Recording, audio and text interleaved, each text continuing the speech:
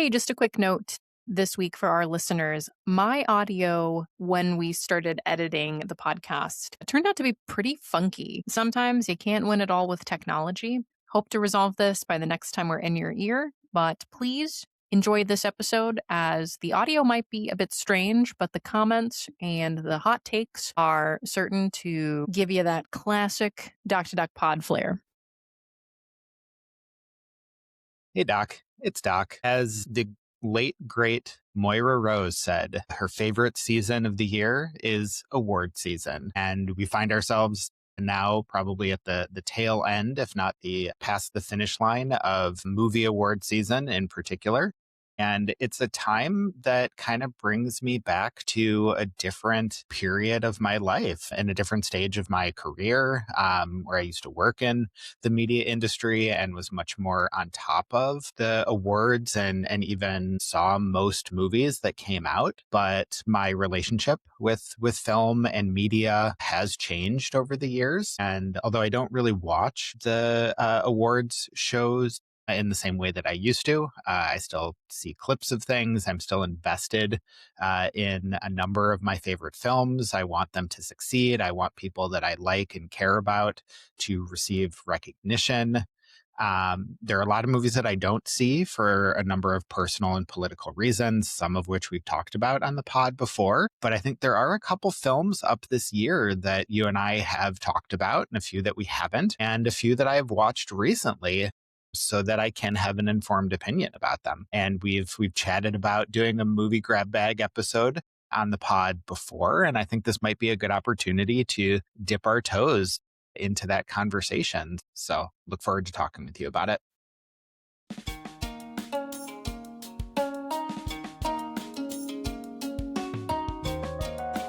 This is the Doc to Doc podcast. It's voice notes turned podcast, place as perspective.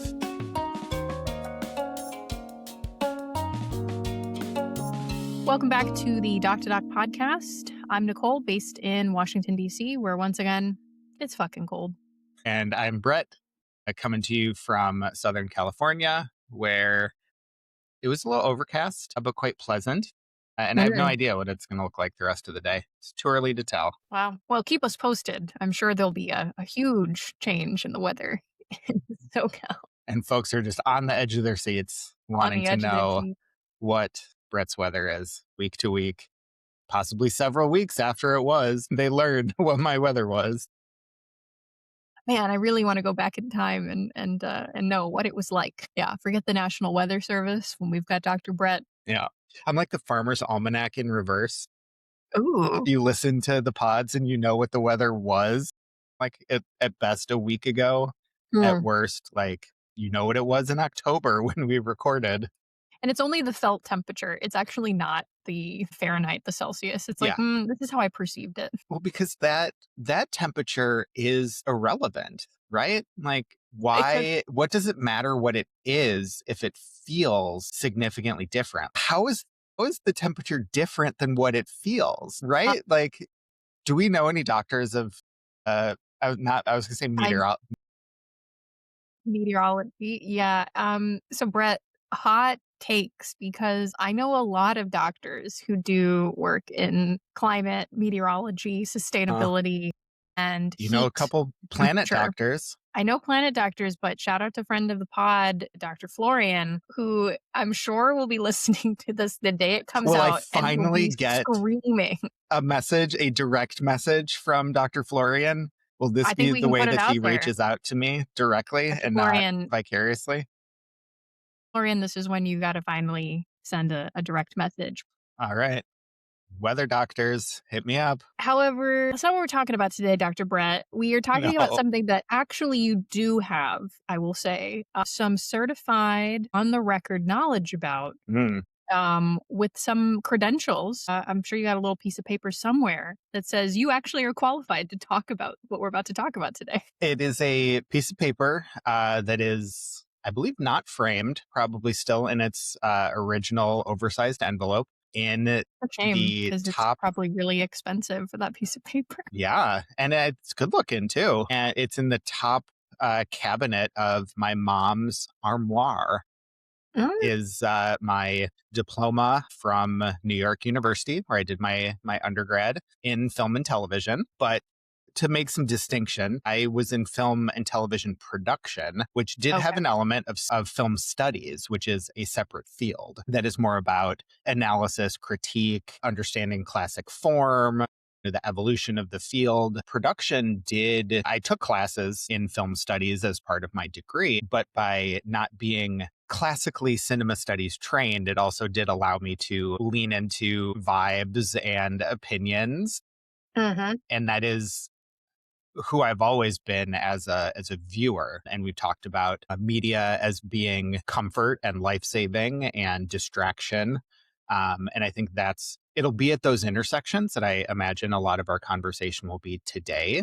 You and I are not scholars of film in training. We are not critics, and we are also looking at things from our particular docs, as we have done every other topic, where we are going to be talking about the political dynamics of films, the social dynamics of films, as well as the feels and the vibes, because it's Yeah, as important, I think, as I would we'll agree. talk about, where some films are incredible, well-made films, but do not move me in any way, and then I don't think about them. Yeah. Very much the Nicole Kidman, we come to this place for magic or whatever the But yes, AMC theater. I did not have a fancy schmancy degree from New York University, which can I just say that sounds pretentious when you say New York University? Like, I don't instead know of why, NYU, or but whatever, you purple I whatever want to your make sure that people mascot is. know it's not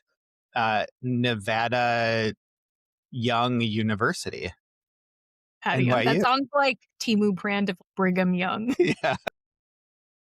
Well, I think with any conversation about movies or the arts, there is the potential to sound a little pretentious, to sound a little snobby. But contrary to that, listeners, this week we wanted to offer what we believe to be a more lighthearted, full of levity episode. We're calling this our movie grab bag that we have been promising you all. But yeah, we're not formal critics. I'm not a student of film, but we wanted to offer maybe a little break in the season to talk about movies, which is something Brett and I do all the time. But we also felt that this coincided coming back from a little break on the pod with Oscars season. So why not? Why not use that fancy schmancy expensive degree from New York University?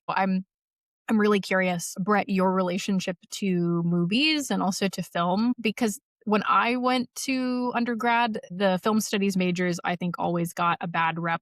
You just wanted to go get a degree to watch movies for 4 years. And so there was a little bit of judgment in, I think, how people perceived the seriousness of studying particular art forms or particular kinds of media. I'm curious, not that I have that judgment, but I'm curious what your relationship to movies is generally, Mm. and maybe even how that's evolved since you got that degree. What do we need to know about you and your relationship to movies to really situate where some of those criticisms or commentaries are coming from? Yeah. I love this opportunity to kind of reflect and look at one aspect of my trajectory as a person and a professional. I've always loved movies. The earliest ones I can think of is, Star Wars has always been very important to me. I remember being at one of my brother's like T-ball games and asking my mom, "Can we go home now?" Because Return of the Jedi was going to be on TV. It was going to be on like Fox or something. It in This was probably like 1990 or something, and it wasn't that common for Star Wars to be on TV.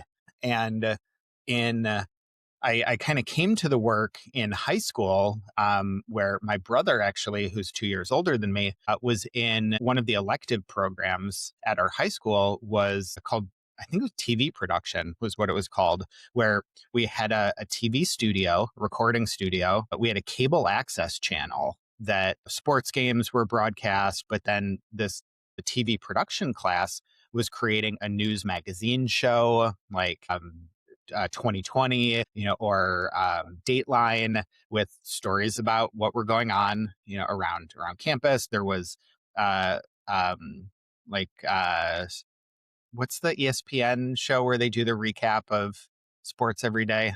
Gosh. You know what I'm saying? ESPN highlights. Yeah, but there's I'm thinking ESPN 8 The Ocho, but that's not a real channel.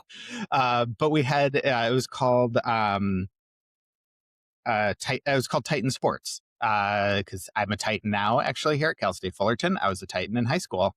And we would do little features on the different seasonal sports. And this course began from more of a television broadcast angle, but because so many of the students coming into it had more of a narrative focus and interest, the teacher started to expand assignments and what we were able to do, where we were able to make more like short films to really lean into our creative interests. And so my brother was in that class. It looked super fun and interesting. And that was my elective every year for, I think, 7 out of 8 I had to do one prereq semester, and then 7 semesters through, I was in that class. And it really set this foundation for me of telling stories. I had some things where I was playing around with political ideas in the formation of my identity as a person. And it set the kind of the foundation for me of like, yeah, this is what I want to do and what I want to pursue. And ultimately, for me, telling stories has always been about,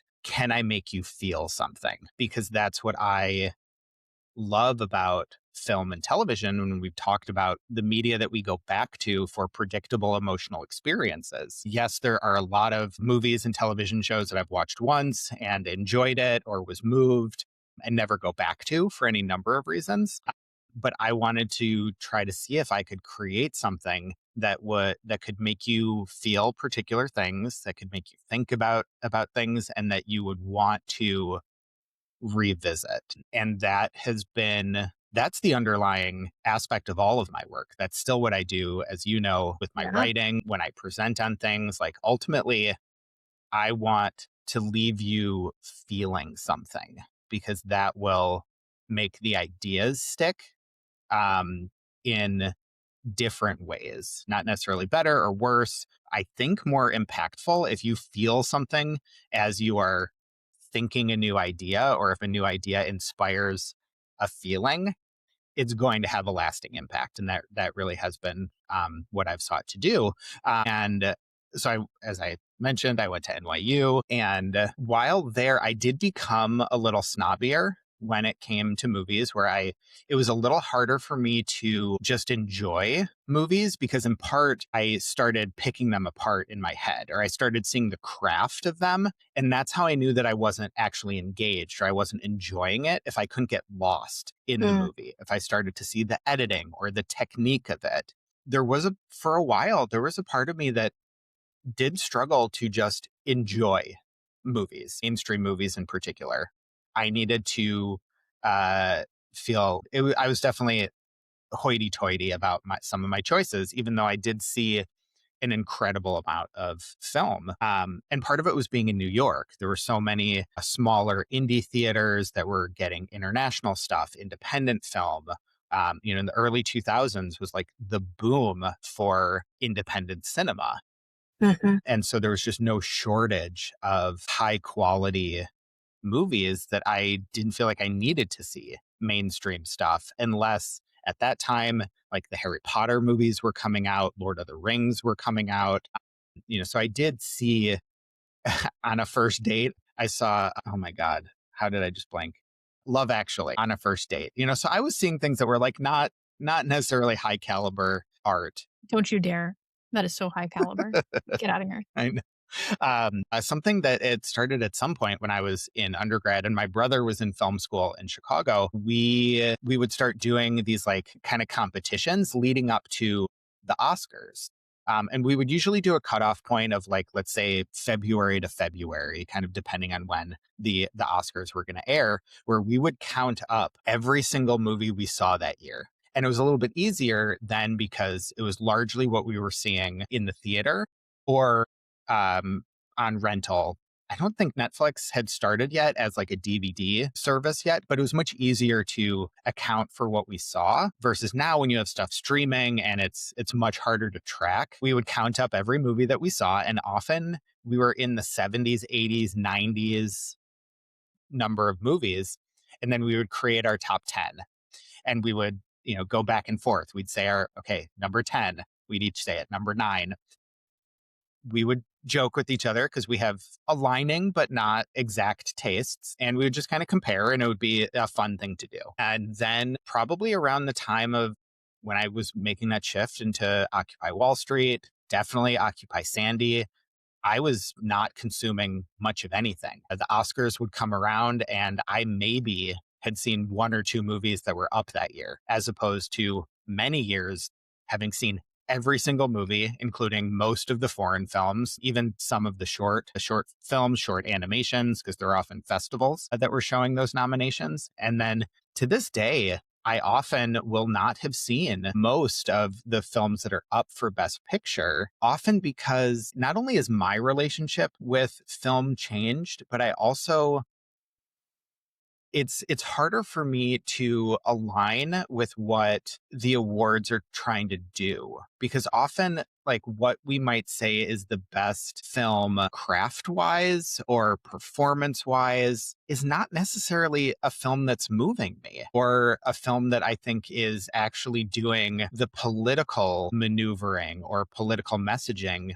that it thinks it does, or how things move or message to a mainstream audience is not necessarily going to be something that is moving or informative or enlightening to me. I'm sure that's going to sound snobby to some folks, but we will talk about, for example, One Battle After Another, which is a film that folks said to me like, oh, this is a movie about revolution. You're going to love it. And we'll get into why it didn't really hit for me. No, I love it. And there's so much overlap there.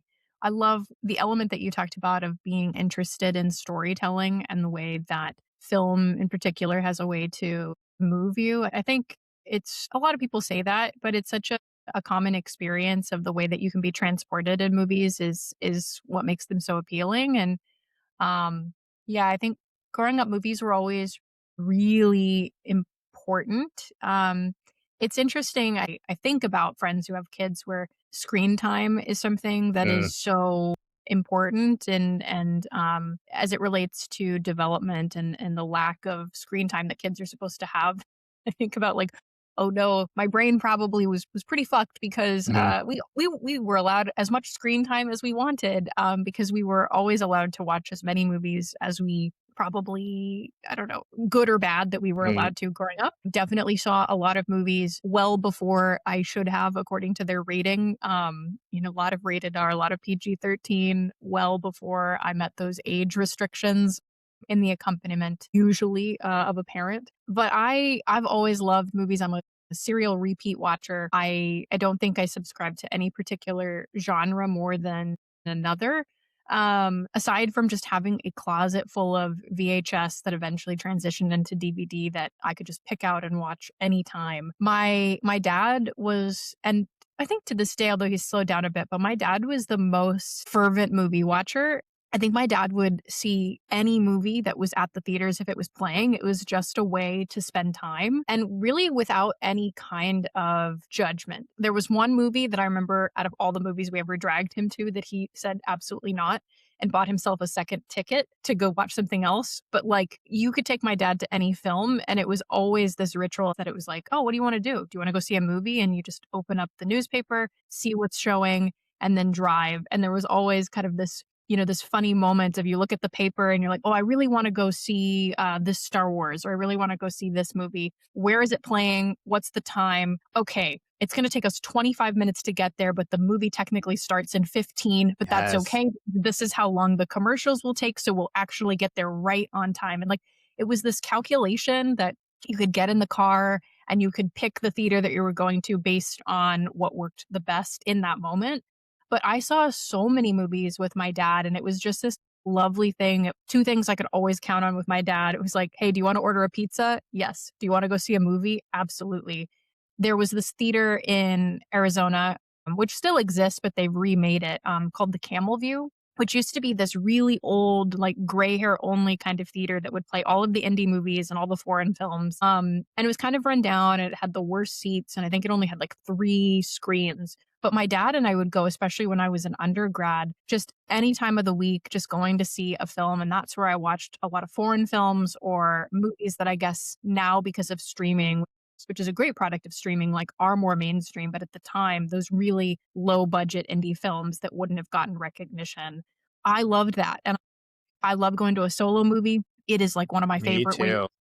treat myself. Yeah, we've talked about this. Like it's so you just don't feel alone in a movie theater, even if you're by yourself. It is such a lovely experience. But my hot take, and I know we've talked about this, is I hate the bells and whistles now of movie theaters. I'm like, give me the shittiest seat with a little popcorn and a little soda. I don't want someone to come take my order. I don't want a lounger. I don't want a recliner. Want a recliner though. I know Yeah, I everybody does, but I miss the old crappy kind of like movie laying theater like seat. almost flat on my back at a movie theater. No. I go pretty far. And to your point about the timing, and like I remember looking at the newspaper, and I used to go to movies with my friends, get dropped off, or I used to see a lot of movies with my mom, and the quality of life improvement when we could start reserving seats. And you Mm, knew that like you didn't have to rush. Or I remember a lot of times, especially if it was a Friday night, if a movie was premiering, you'd get there an hour or more in advance to start lining up to try to get that center, towards the back or whatever your preference is for seats. And it used to be you had to fight for your spot, and you had to bring extra coats if you had friends that were going to get there late to save. And that's it was a fair. completely different experience that kids these days will not know. There's something about absolutely restful as all get up.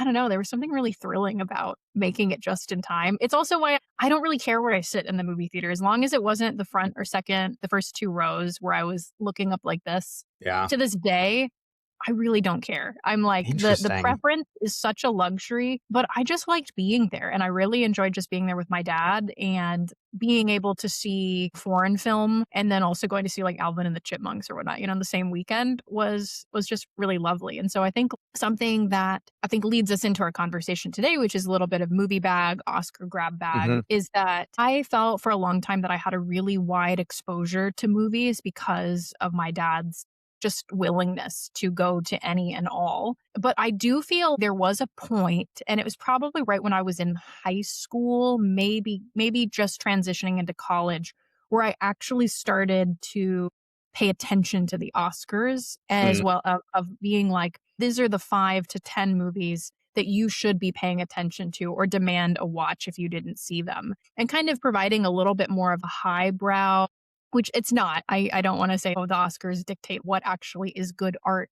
But I perceive that as I'm going to be a little bit more sophisticated in the way that I watch movies. I'm going to make a point to try to get a hold of these films so that I can watch them, so that I can really feel cultured and understand what is the best of the best. What is that pinnacle? And it's kind of funny because I think about right around that time is when The Artist won Best Picture. I don't know if you remember the silent film. Yes. Yeah.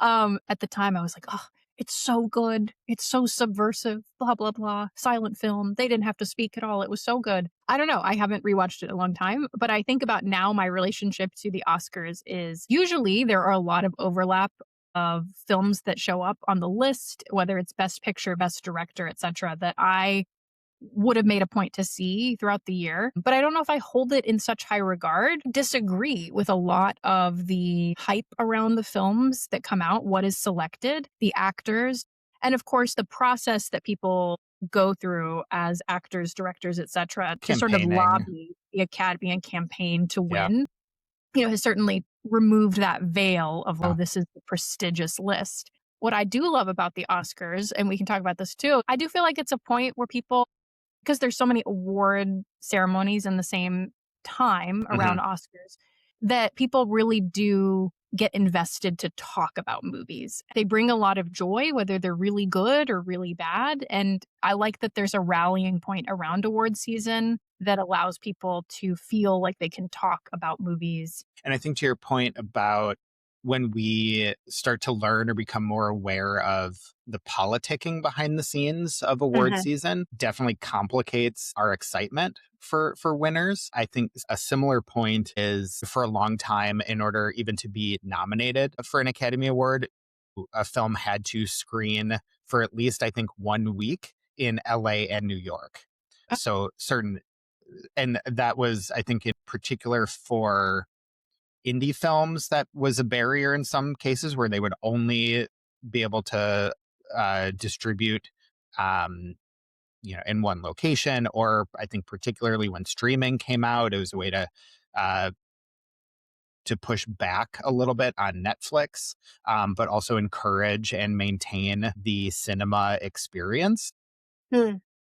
But also thinking about the politics of the awards, particularly the Academy, was that there was always these kind of these conversations around, when someone won this year, are they actually winning for this year, or are they winning because they should have won last year? And there's always Hmm. this kind of make-up mentality of, the Academy knows they kind of got something wrong, so they're going to make up for it next year. And when you have folks that have had very storied careers and were incredible in a number of films, but they didn't get that particular award recognition for the film they should have gotten it, then down the road they get these consolation prizes. Or the Best Supporting Actor and Actress awards are often considered lifetime achievement awards for older actors that did not really get the standalone recognition. And so this is a way to kind of acknowledge a career as opposed to Interesting. acknowledge a particular performance. And that just complicates how we feel about it. And it's doing a disservice to the other nominees. But we watch these shows, we enjoy these shows. I will Yeah. admit I did not watch this year. I I did see didn't. I a actually, number of yeah. clips, Yeah, I but watched the it clip. is hard for me to feel to want to really invest in watching a full show. I think that's fair. I'm trying to remember the last time I watched the entirety of any awards show. I don't I know, but yeah, happened to I'm be a clip watcher. visiting my family, I think, and wasn't really planning or excited to watch the Oscars, but it was the Will Smith slap year. Oh, slap, slap heard around the world. Yeah, Keep my wife's name out of your mouth. Something. great Fa. line. So, on that note, before we take a quick break and before we get into the meat of our conversation, because I know you've got some spicy takes, Always. rapid fire prior to the break. Favorite film of all time, if you have one, and best film of this past year that you saw. I don't think I have a favorite film of all time. Okay. There's I could give a laundry list of films that I've seen dozens of times that I love, like, that I think are, yeah, I don't, it's such a tough question to try to answer. I think just for the sake of this conversation, and to not say Star Wars because that is like a collective thing for me, to even Rogue One, which is my favorite of the Star Wars movies, I think is too new for me to say it's my favorite movie of all time. The movie that came to mind when you asked that question, and I know this was supposed to be rapid fire, I cannot do anything quickly. The movie that came to mind is The Big Lebowski. Oh, hell yeah. It's a film that I often go years without seeing, and then I watch it and I laugh and it's emotional. And then I forget this, like, a scene that's coming up. And as soon as a new scene starts or a character enters the film, and I'm like, oh shit, this is what's about to happen. And I just get so happy about it. Hmm. It also became a movie that, like, my brother and I would put on streaming, or if we saw it was like on TBS or something, when we were doing these like cross country road trips. And then second question was best film of this year. This past year that you saw. Okay. I'm going to answer this in two ways. You feel free to do the same thing. I'm going to say what I think was the best film of this year and my favorite film of this year. And they're not the same. Okay. Well, I'll Okay. take that distinction. Sure. So the best film of this year, hands down, was Sinners. Arguably the best film of the last number of years, but I would have to do some research on that. But absolutely the best film of this past year. And no surprise to anybody, my favorite film of this year, K-pop Demon Hunters. No surprise there. I knew that. That's what you were gonna say. Yeah. I appreciate your critique about lumping things together. I reject it. The best film of all time is three films, Sense and and they're called Sensibility. The Lord of the Rings. Um, Yeah. and I'm not taking any follow-ups to that. That's a masterpiece. And of Extended course, or theatrical cut? they're both fantastic, but if you must, I mean, extended edition. Yes. Okay, good. Damn, like so much context lost in the theatrical cut, but the theatrical cut slap too. Perfection is perfection. I Yeah. maintain that Because before we all day. knew what the more content was, they were incredible films. They are. They still are. They're all fantastic. But if you can, and you can because they're on streaming, do that extended edition. You'll be glad. So that's the mountaintop. We've been there and there's no going back. Second question, best film, favorite film. For me, it's both actually. I would say it's Sinners. I agree with you. I would love to talk about Sinners after the break because I think there have been some really weird criticisms of it. But for me, saw it in the theaters by myself, took myself on a little solo date, was mesmerized, tried to go see it, shot in film at some of the theaters that were here in the district that were actually going to put it on the big screen. Didn't get there, but then took every opportunity as soon as it was on streaming to show people that hadn't watched it. Okay, I'm excited. We're going to take a little break. We'll be right back. And then we're going to talk about some things that may or may not be controversial, folks. So tune in. Would love to see how our thoughts map onto yours about some of these Oscar winners and losers.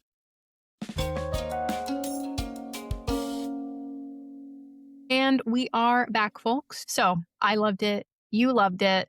Some people didn't love it, but haters gonna hate. Sinners, Dr. Brett. Did some people hate it or people didn't like it? I mean, I know that Well, there's I'm sure always that's out there, but there's voices always of respect that didn't care for it.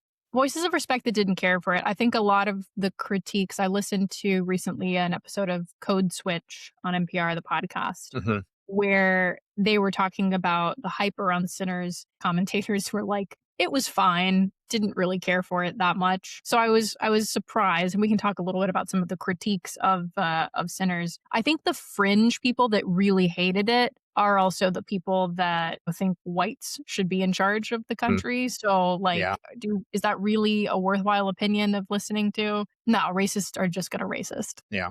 Okay. Well, yeah, those folks aside. So this was a film that I had been hearing hype around.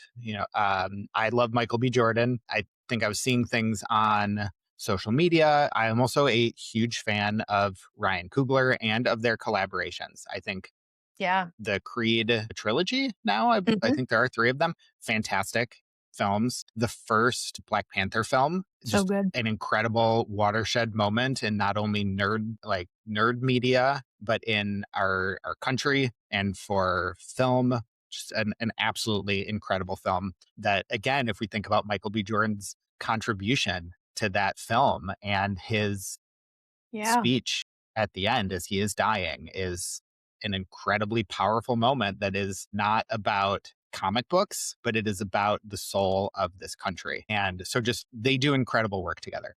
But I knew almost nothing about the movie itself other than it was a vampire movie. And I think I knew it was a vampire period movie. I did not watch the trailer, which I very rarely do ever. I used to love movie trailers, and sometimes I'll even watch them after the fact.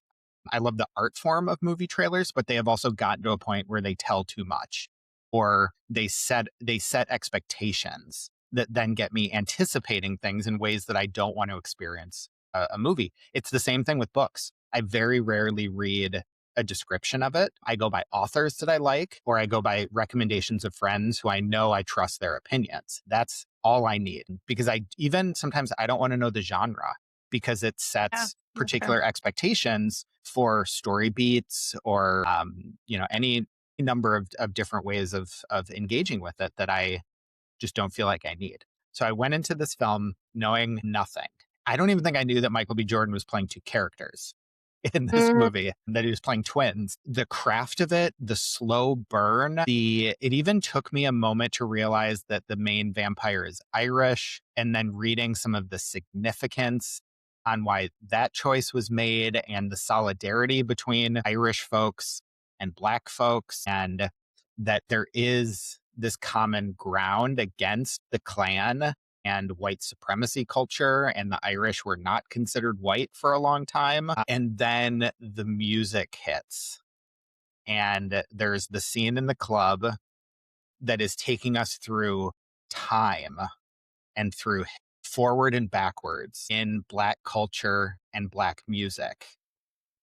And while that is happening, outside of the club in this barn or warehouse space is looming death. And we've both talked about in our work and in the folks that we research and we build our foundations on, there's a lot of conversation about the interconnections between Black life and Black death in this country. And that is what this film is telling the story of, is that while they are living the most authentic version of their lives, they're coming together from other places, other histories, and it is this shared moment of joy through music that we know lasts the test of time because we're seeing that in the manifestations during this music scene. But what is coming is death. And it is just such a powerful, beautiful film that is doing such interesting things. I did not even know that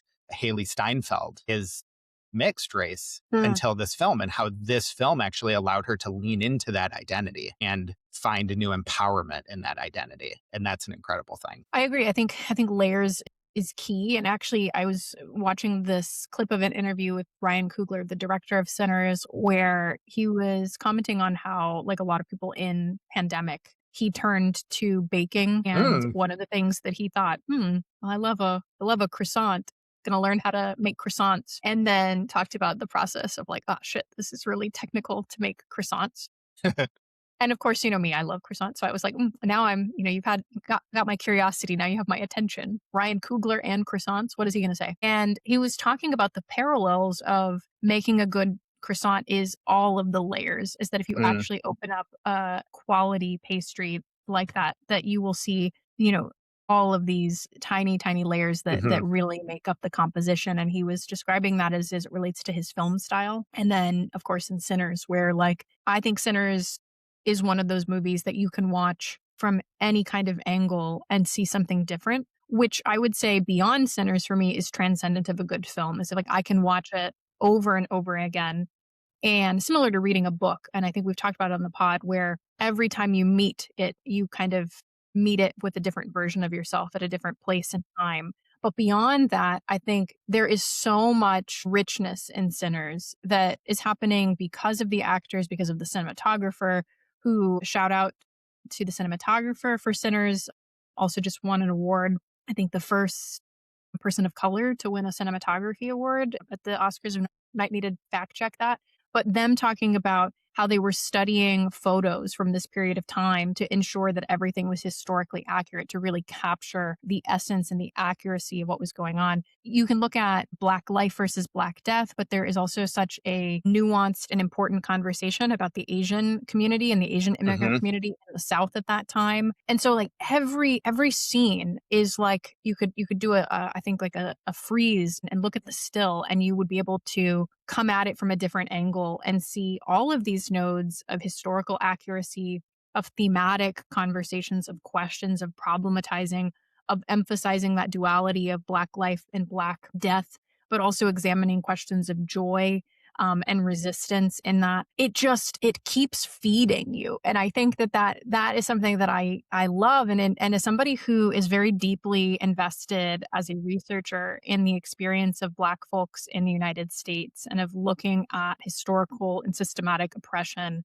and white supremacy, I was like, oh my God, like this is insane how he's putting all this together. To understand Sinners, yes, it's a historical look at a particular time in the 1930s, and you could see it as just a sort of historical fiction, but it's also demonstrating a critique of understanding the white-Black binary today, of going back, of kind of understanding the origins of that, and then connecting it to different peoples. I mean, I think I love the fact that the indigenous group are the vampire Yeah. hunters. I saw a lot of people asking for where is the spin-off version of their movie where they're like hunting vampires. Hmm. That was super cool.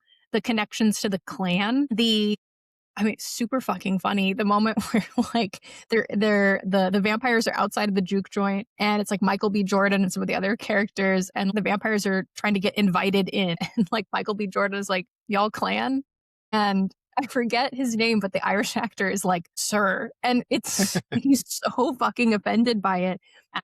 And then the connections to understanding the histories of the genocide performed by the English people on Celtic and Irish peoples. It just feeds you in so many ways. And on top of that, connection that a lot of Black filmography has done of linking the science fiction, the fantastical, and the horror genre to be another tool to demonstrate or translate a lot of really complicated and embedded ideas that we have about race and racial politics and white supremacy. Yeah, I could go on and on and on, but I loved it. And I loved the music. I loved the callback to Buddy Guy. You Incredible, know, like, end scene. I loved it. I was rooting for it for everything. And I was so happy when Michael B. Jordan won because the dude played two people. And I didn't think I was immediately transported, probably within about 2 minutes of when, like you, I was like, I wasn't sure that he was playing two people. Forgot about it within all of 2 minutes. I Yeah. was like, nope, that's Smoke and that's Stack, and they are two separate people. Yeah. And he's just such an incredible actor and I think a really genuine and incredible person. And having watched his career from Friday Night Lights to what was the cop show he was on? The Wire, but just an incredible actor. And I should also mention Fruitvale Station, which I think Mhm. was his first film with Ryan Coogler, Mhm. telling a story of police violence. So deserving of Best Actor. Loved it. Loved that he went to In-N-Out afterwards to celebrate. Made me really want a double double. However, something won at the Oscars. Best Picture over Sinners, which was a fan favorite. And I think there were a lot of people, I don't know, all those side bets that people do of saying, was Sinners going to win or not? What won was the movie One Battle After Another. Dr. Brett, what did you think? What were your thoughts? Best Picture of the year? No. So I just watched it over like the on 2 days ago, in part to prepare for this pod. Mhm. Was again had not watched a trailer, saw clips and things that you sometimes can't avoid, but was not particularly interested. And in part, this goes back to season 1, episode 1, Art and the Artist. I was not particularly interested in consuming Leonardo DiCaprio content, an actor who I've followed his career as well for a very, very long time. Have seen, I'm not going to say most of his movies because there's Mhm. definitely ones I haven't, but is an actor of incredible talent. Um, but is, if not an outright Zionist, is investing in businesses and things that are based in Israel, is profiting off of the war against Palestine. He is also someone who is upholding, although in different ways than other folks, pedophile culture. And that is something that is very difficult for me to get past. It was a joke for a long time that he got older and his girlfriend stayed the same age. He's now in his is dating a 19-year-old. Like there is a level of unacceptability that makes it that I was not that interested in seeing this film. But I did watch it. In part, my mom was one of the folks that said, I think you're really going to like this. And it just really did nothing for me. I didn't really feel anything besides I felt like gross or grotesque with Sean Penn's character, another incredibly complicated actor. Yeah. Um, so was it like I think it's easy to make people hate you. I don't think it takes a particularly talented actor to play a disgusting character. It takes a very talented actor to make a disgusting character complicated. And there was nothing complicated about this character. I think about uh I'm forgetting his name. Something Weiss is his last name in like Intolerable Bastards, right? Isn't that what he plays a Nazi in the Okay. how many I'm things sorry. did I Yeah. Oh, butcher you there? all of them. So the Okay, let movie me do is it again. no, no, no, no. I'm keeping this in. fuck. So, Inglorious Bastard. Inglorious Bastards. Yeah. A film that I saw And once. he's an Austrian actor named Christoph Waltz. Waltz. I was close. Names are not my strengths, but I don't know. he's it is such a nuanced performance, and like he is enjoyable to watch even though you don't want to sympathize with him. You don't want to But like yeah. him as a character, but it also is adding to this element of you like you can understand how the Nazis were appealing to folks, they where it wasn't so blatantly deplorable, where like now we've made a lot of analogies of like ICE to Nazis, but like ICE is not making any attempt at setting cultural norms, or they're not out there in like well-tailored fancy overcoats. They just look like jokes out of war games. Yeah. Spirit Halloween, police Yeah. costume. And so this Sean Penn, and I knew that I was not going to like him because I've been hearing just things talking about the character. And so that was my expectation. And it's just this hyper grossness, everything from his facial tics to his sauntering walk. It's so over the top that I didn't feel anything except for the moment. I guess we should have said from the top, spoiler alerts. So I'll give you folks a moment. Spoiler alert. Fast forward 30 seconds if you don't want it. The only time I felt anything was when he was on screen is when he got a shotgun to the face. All that aside, like the reasons that I was told I would like this movie is that it is a movie about revolution. I didn't feel like I got enough setup at the beginning to be invested. Besides, there are characters of revolutionaries Mhm. who are given ridiculous names and killed off almost immediately. And the one who gets to survive is the white guy. And just the representation, of folks of color did not feel like fully developed characters. They felt like avenues for a white guy's story. Some of it was funny. Like I laughed when he was trying to figure out the code words because I've been in organizing communities where we've created really unsustainable security Mm, culture, yeah. and it does become, there is an element of comedy there, but I think, and this is, I don't know what better way to say this, but like when I was a part of Occupy, I felt like I was living something very close to revolution. And it wasn't armed, it wasn't insurrectionary, but it was an anarchist revolution because we were trying to live differently. And that vastly impacted how I view these stories. It's why Rogue One and Andor resonate. This one, it did nothing for me. Yeah, it's one of those movies that everyone said, "Go watch it.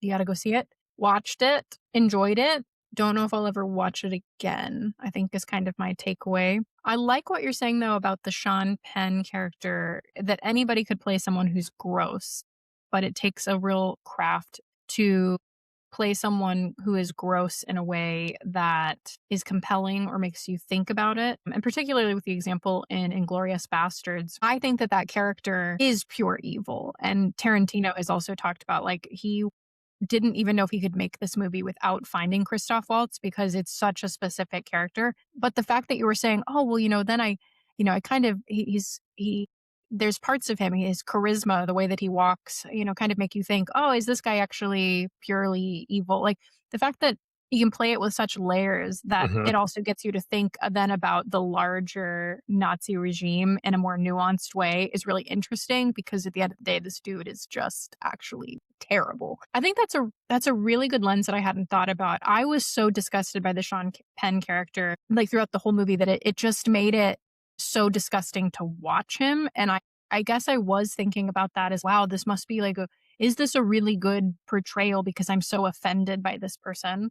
And I'm gonna need to sit on that because I also didn't want him to win. I really wanted Delroy to win. But yeah, I just kind of felt like it had the possibility to go really deep into us understanding the stakes for this revolution that they were setting up and why these people were revolutionaries and why their lives were disrupted, or even the point at the beginning, again, spoiler alert, where people are being turned on by their fellow revolutionaries and they're sort of systematically executing these people that they're labeling as domestic terrorists. That was kind of interesting. Like, I feel like we could have understood the stakes of that revolution more Mhm. because you get the sense that it's kind of this liberal, everyone is illegal on stolen land kind of blanket revolution. But you don't really then understand a lot about these people. And then there was also the campiness of it, which I did appreciate some of the campiness of, yeah, the conversations where he's trying to remember the password. Leo being in a bathrobe the whole time is pretty Mhm. fucking funny. But I'm Very Lebowski being in the very bathrobe the whole time. Lebowski. I was also thinking though, like what was working and what wasn't working for me in that character was that I felt that Leo had sort of played a version, but a less good version, I will say, of the character that he played in Once Upon a Time in Hollywood, where he's the struggling actor who's this chronic alcoholic who is fucking hilarious. The character that he plays in that, and I love Tarantino films. I suspect you don't. Complicated feelings about Tarantino. Okay. But again, I did not see Okay. that one in part because of Brad Pitt, as we've talked about before. Okay. Fair enough. Yeah. Complicated cast in that one. But you did like Inglorious Bastards, it sounds like. I don't With Brad remember if Pitt. I liked it. It's a film that it's incredibly difficult to watch. Okay. Yes. Okay. And it's been a So, while, so I don't know exactly how I felt about it, but elements of that film have stuck with me in ways that, for example, I don't think there was anything in One Battle After Another that will stick with me. okay, fair enough. So then the point that I'm making with that is just to say that I feel like Leo has played this character before a version in a different film and it was better. I didn't Yeah. actually feel invested in anyone's success other than Sean Penn being a piece of shit. And me hating someone throughout a film, I just don't know is enough to make me return to the film because I'm not rooting for anyone. So yeah, it was fine. It was a watch. I don't feel that I lost time in my life, but I don't think that it was particularly exemplary of any kind of political consciousness that some people thought it was. And yeah, I just don't know if it's a rewatch for me. So I don't know if that for me is then a best film winner. Yeah, it definitely is not for me. And I would have to look at the list to see. I mean, obviously, I wanted Sinners to win. I don't really know what else it was up against. But even as I did just a brief Google yesterday to see, like, what is some of the commentary about this film that is standing out for folks. And one of the things that I kept seeing consistently is it is this slice of political life right now, or it's shining a light on things, or it's illuminating stuff in obviously a dramatized way. And all that I kept thinking, if that was the thing that people were saying about it, the film that kept coming to mind, and I don't think we're going to go a ton into it right now, is A24's Civil War. That was such a haunting portrayal of a very possible and likely future of the United States, of this hyper division where California becomes the resistance and there is multiple different, it's almost like the Hunger Games dividing up the country into different districts, and there are factions trying to take down the American president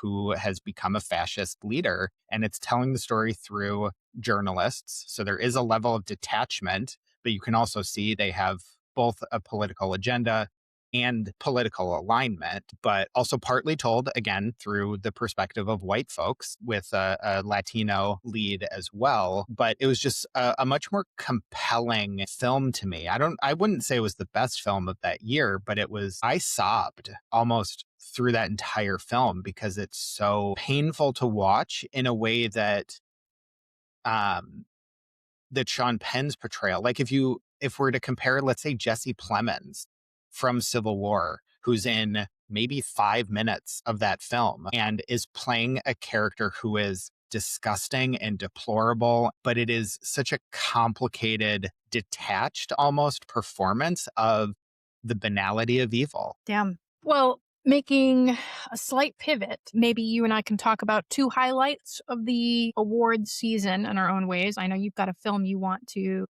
talk a Hmm. little bit about. I just want to have a brief intermezzo and using that intermezzo intentionally. If you know, you know. I am not a hater on No, Timmy Chalamet. I thought that was a blanket statement of I'm not a No, hater. no, no. I am a hater, Yeah. but I'm not a hater on Timmy. Love me a lot of Timmy's body of work. Have not seen Marty Supreme. Probably won't. I'm not a big fan of that particular director. Who And also directed it? I don't even know. the guy who did Uncut Gems. I can't even remember his name. Also a But film I have not seen. he has a particular direction, but not a big fan of his style.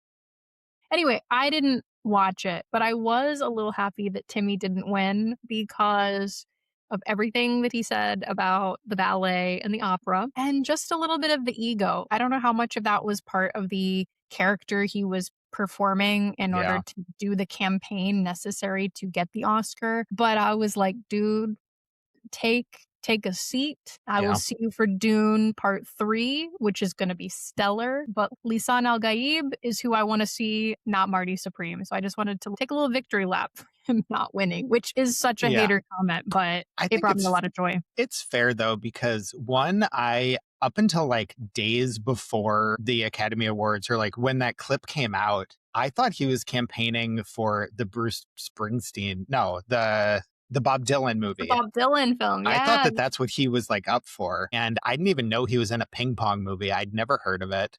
He's in a ping pong. I'm deep in Dune for America's Sweetheart Zendaya. Give very Ooh, little two shits about Timothy Chalamet in I think anything I've ever seen him in. Um, and just very indicative of like, as artists in particular, there's no need to try to leverage your position or your form over others, especially in this like political reality where everything is getting cut, funding, access, capacity. And so like, also like know your fucking history of what film is building on the shoulders of, yeah. like there's just absolutely no need. And then as I think you were maybe going to point out, Sinners did take a little dig at that Yeah. comment. Yeah, because Misty Copeland was front and center when they did the performance of I Lied to You, the song nominated, or one of the songs nominated from Sinners for Best Original Composer. Incredible song. I do love also that they revealed after the fact, they showed some additional footage where if Mm. you could see the audience, that the Irish actors were walking through the audience and were not allowed to go on stage because they had not been invited because they're Mm. vampires. So they were doing this sort of play, as the performance was happening on stage, that the vampires were not allowed to participate. I love it. Just Yeah, I incredible. love it. It's a powerful song. It is not my favorite song of the year. I think this is a great segue. What was your favorite song? So interestingly, my favorite song of the year is not Golden. I do love Golden from K-pop Demon Hunters, but my favorite song is actually the last song of the film, which Oh. makes me cry every time I hear it. It is on one of my emo mixes. It is not on the mix of songs that make me not want to kill myself because it does not uplift me. Mm. It doesn't bring me down, but I experience a particular emotional reaction when I want to cry. What it sounds like is the song. But K-pop Demon Hunters was surprisingly a film that did mean a lot to me this year. I saw when it came on Netflix, and initially I was not, just in seeing like the preview that Netflix shows you, and it was muted so I couldn't hear anything, but just the animation style. Initially I was like, oh, I don't know if I'm going to enjoy this. And I didn't know immediately that it was the same production company as the Into the Spider-Verse films. If I'd known that, I would have said, okay, they're doing something stylistic and I'm just not getting it in this preview. Yeah. So I didn't watch it immediately, but came to work. A couple coworkers said, did you watch this weekend? And it's my besties. And I was like, oh, no, I didn't. And they're like, you have to. So then went home, watched it. I think it is a beautiful story. It makes me cry. It's about like coming to accept ourselves. It's about Mhm. like built family, built community, like defying the expectations of our lineages. The music is fantastic. It's funny. Kenneth Jong as the like, just beaming um like pageant dad, is just so sweet. And then to also hear the backstories of who wrote a lot of the music and the story and her struggles through the K-pop industry and like how her story of accepting herself coming out is incredible. And then like the camaraderie and sisterhood of the voice actors with the singing voices, just really incredible. And seeing like how it's uplifting stories of Korean Americans, and then to also have them get such incredible accolades throughout all of the award season, racking Yeah. up best animated film, best song for Golden, and then a really heartbreaking award show moment when they were cut off after barely a minute, half Yeah. as long or a third as long as many other folks. And just to see EJ's face drop when she sees We're being played off and Mm-hmm. knowing without, like, obviously time moves different when you're up on the stage, Sure, but sure. she knew that they had not gotten very far. And particularly when we learned that I believe that they were the first Korean folks to win an Academy Award. Mm-hmm. And to have that honor and their moment truncated is It's so just gross. It's gross because then you think about, like, I'm not a fan, but Adrian Brody, I think it Hmm. was last year, right? Who was like, I've done this before, so yeah, I'm gonna keep going kind of and pushing back. There's a larger commentary to be made about stylistically how these things are structured. I think from an accessibility and a cultural perspective, I think, yeah, if you know that you have folks that are international coming on, there should be more time allotted when somebody or a group does transcend a particular barrier. There should be more time allotted for that. I mean, these things already go so long and are so Yeah. hyperinflated. And especially when things are collective, it's an award to a collective. Give Yeah, them a little bit more time give 'em a versus little more someone who's time. up there just getting to utilize their platform. And some folks use it better than others as an individual. If something is recognizing a collective effort, give them a little bit more time. Yeah. Um, no, I mean, I liked K-pop Demon Hunters. Good songs, good bops. One critique. I don't know why I forget their names. I don't know why the smaller girl in the trio was so thirsty for that dude with purple hair, because I was just thinking, like, animatonically, I don't know, call me out. Okay, the proportions of that dude's His forehead face, would be huge. his forehead would be so Yeah. huge if his hair was not just Yeah. cousin itting in front. So I just wanted to throw that out, that I think that man was ugly AF underneath, and I don't know why she was so thirsty, but Yeah. that's all the bad things I can say. I That's agree. I fair. thought it was, having recently watched it, very sweet, very good Yeah. film, and The scene when the tiger is introduced, I was laughing so hard with the I tiger and the flower pot. well, you'll just have to watch it, folks. You'll just have to watch it if you haven't. But you probably have, because I think everyone watched it, or it So felt like good. everyone definitely watched it before I did. So then I think rounding the corner of the episode, Brett, maybe just a quick discussion about a couple of other films that we've seen over the past couple of years at the award ceremony. We could go on and on forever about movies, the good and the bad, but I would like to potentially give us some space to do a quick reflection on some movies that we might have both seen or we both have really strong opinions on.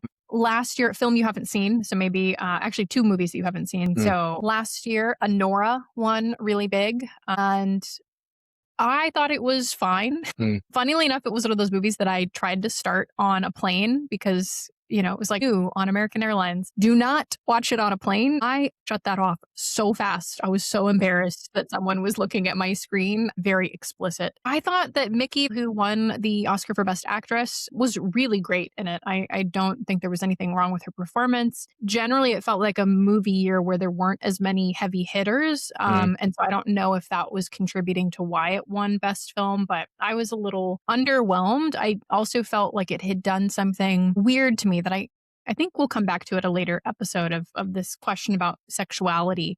Mm. But I think it portrayed particularly female sexuality and sex work from a perspective of the male gaze that I wasn't comfortable with. Whereas a film that was nominated the year prior, which was Poor Things, I really liked the way that that presented sex work and had an exploration of sexuality and a kind of coming of age film in a science fiction-y way that was really fun. So two things can be true. I'm not a hater on sex work or sexuality, but I just felt like Nora didn't quite hit it for me, and Poor Things didn't deserve to win Best Picture. I wanted Killers of the Flower Moon to win that year, but did it in a really graceful way where I was actually really happy that Emma Stone won Best Actress for that. So yes, I haven't seen these two movies. I am now interested because of your thoughts. Two things that I will say is, one, folks should watch a different performance by Mickey, which is Better Things, which is a series that I think was on Hulu. She's the oldest daughter of an actress. It's a very LA kind of story, but it is incredibly beautiful. It is heartbreaking. It is hilarious.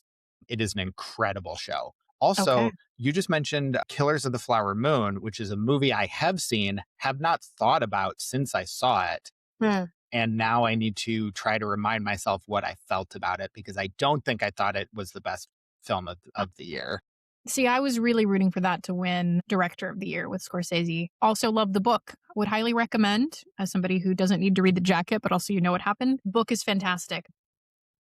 Okay, other hot takes from Nicole. I just talked about how I loved the performance of Emma Stone in Poor Mhm. Things and thought that she was very deserving. The other thing that she won for, and that almost won Best Picture of the Year, but didn't after that snafu, and it went to Best Picture, went to Moonlight, which I think was very deserving. It was La La Land. Now I Moonlight, know that fucking you are incredible. in La La Land yourself, Dr. Brett, but I cannot fucking stand this movie. I don't get the hype. I'm so sorry. Didn't watch it when it came out, not because I was being a hater. I just didn't make time for it.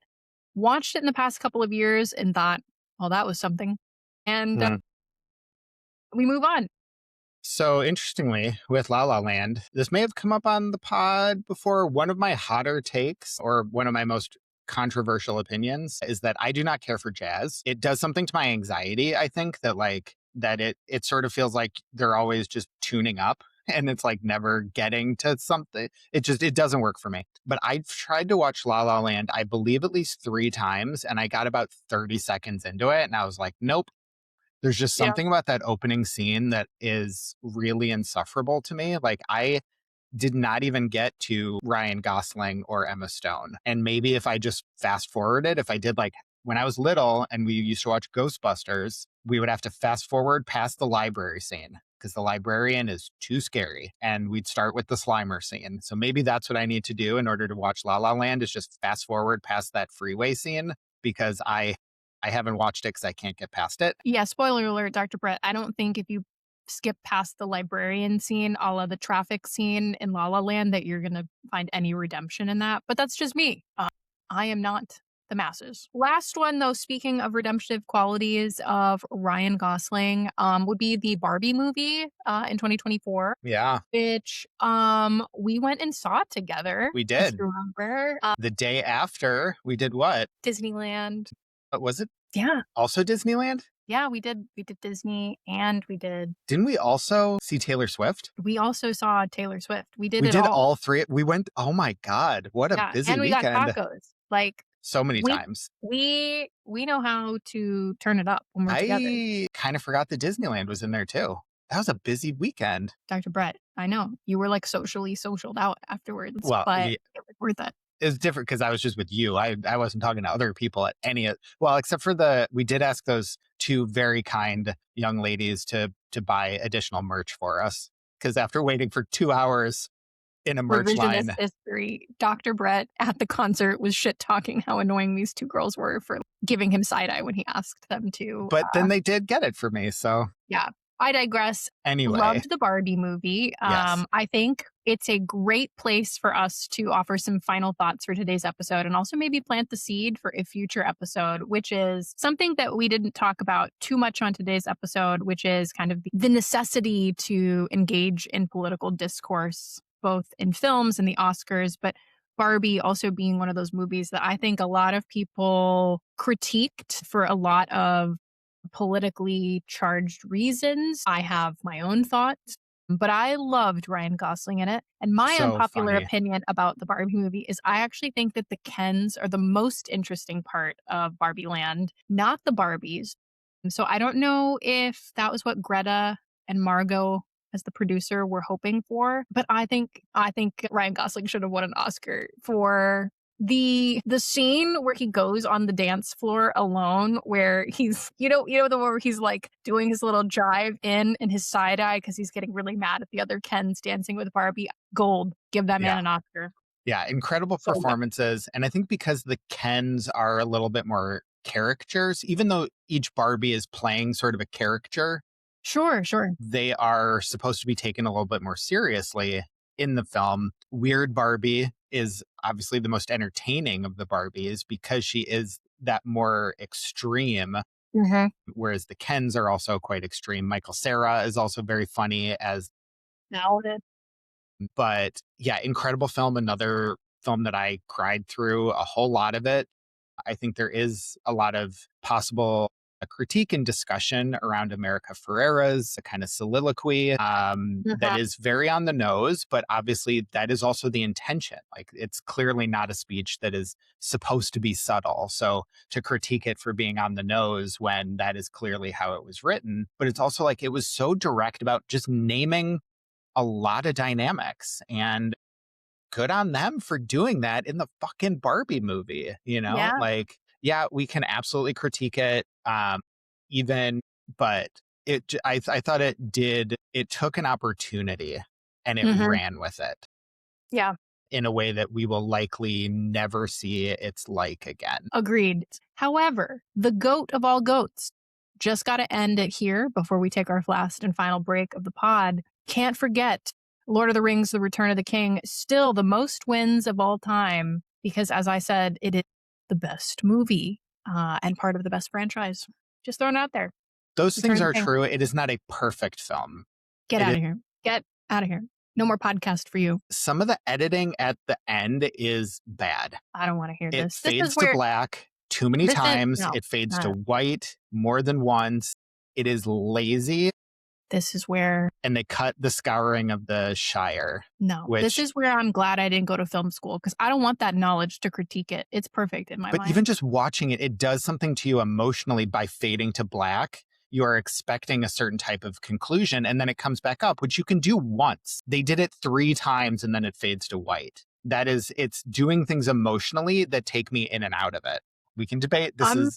We're going to take this offline, because I might agree with you, but I objectively can't. We'll be right back, folks. We'll be right back.